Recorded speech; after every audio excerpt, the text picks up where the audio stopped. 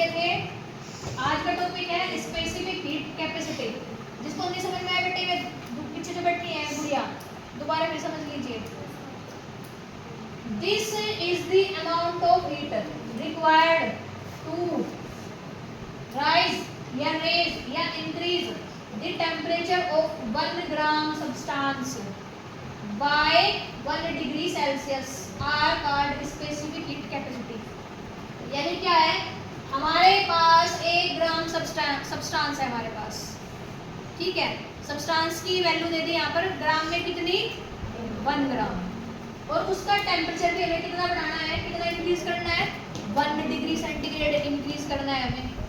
तो जो सब्सटेंस है ना 1 ग्राम, उसका टेम्परेचर 1 डिग्री इंक्रीज करने के लिए, बढ़ाने के लिए जितनी अमाउंट में हीट की रिक्वायरमेंट होगी, जितनी अमाउंट में हीट की रिक्वायरमेंट होगी, वही क्या कहलाती है, हमारी स्पेसिफिक हीट कैपेसिटी कहलाती है। स्पेसिफिक हीट कैपेसिटी कहलाती है। समझ में बात आई? क्या होता है स्पेसिफिक हीट कैपेसिटी? समझिए, मान लीजिए ये हमारे पास कोई लकड़ी का टुकड़ा है, या कोयला है, कोयले का टुकड़ा है, या कोई मेटल है, समझ लीजिए। उसका टेम्परेचर है मान लीजिए 25 डिग्री सेंटीग्रेड, और इसकी अमाउंट कितनी है, 1 ग्राम है। तो 25 से हमें कितना करना है, 1 डिग्री सेंटीग्रेड बढ़ाना, यानी 26 करना है।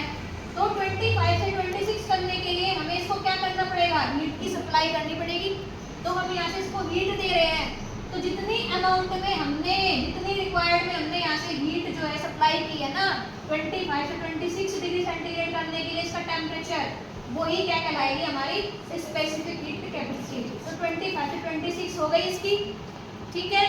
तो हीट इसने ली, और वही है हमारी स्पेसिफिक हीट कैपेसिटी। इसको डिनोटेड करते हैं सी से डिनोट करते हैं। बट स्पेसिफिक हीट कैपेसिटी है, इसलिए हम क्या करेंगे, CS ऐसे लिखेंगे इसको। ये हमने यहाँ पर लिख दिया CS। फॉर्मूला हो जाएगा इसका CS = Q upon delta T।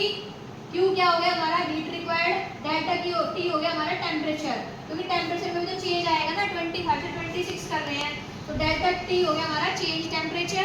उसके बाद हाँ ठीक है, मास ले रहे हैं ना 1 ग्राम, तो अपॉन में m क्यों लिया, क्योंकि 1 ग्राम m की बार हमारे पास यहाँ, तो यहाँ पर हम क्या रख लेंगे, m रख लेंगे। तो फॉर्मूला हो जाएगा CS = Q upon m delta T। ये हो गया हमारा स्पेसिफिक हीट कैपेसिटी का फॉर्मूला। अब देखिए, अगर हम प्रोसेस को आइसोथर्मल कर दें, यानी डेल्टा T की वैल्यू रख दें 0, इस फॉर्मूले के अंदर डेल्टा T की वैल्यू 0 रख दी हमने, तो 0 से जब इसको डिवाइड करेंगे तो हमें पता है वो क्या आता है, इन्फिनिटी आता है।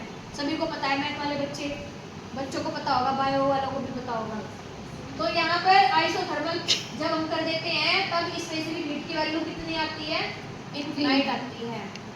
अगर हम क्या कर दे, कोई एडियाबेटिक प्रोसेस ले लें, एडियाबेटिक प्रोसेस में हमने क्या ले लिया, बोतल ले ली हमने, मिल्टन वाली जो बोतल होती है जिसकी 2 लेयर होती हैं, ठीक है। उसके अंदर अगर हम चाय, कॉफी या पानी जो भी भरा है, वो वैसा का वैसा ही रहेगा। गर्म चीज रखी है तो गर्म की गर्म रहती है, और ठंडी रखी है तो ठंडी की ठंडी रहती है।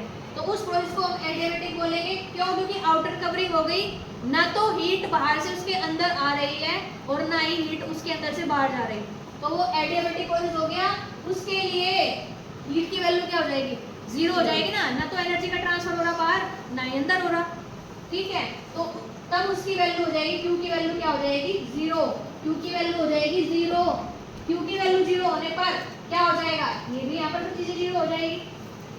तब जो स्पेसिफिक हीट है, तब क्या हो जाएगा, एडियाबेटिक प्रोसेस के लिए वैल्यू क्या हो जाती है, उसकी 0 हो जाती है। बात समझ में आई? दूसरी बात ये क्या है, ये एक it is an intensive property है। इंटेंसिव प्रॉपर्टी है। क्यों है इंटेंसिव प्रॉपर्टी? क्योंकि हम मास में ले रहे हैं। ध्यान दीजिए, हमने क्या लिया है, 1 ग्राम सब्सटेंस का 1 ग्राम लिया, तो इसलिए क्या हो गई, हमारी एक इंटेंसिव प्रॉपर्टी हो गई। बात समझ में आई सभी को? आई थिंक ये समझ में आ गया होगा। स्पेसिफिक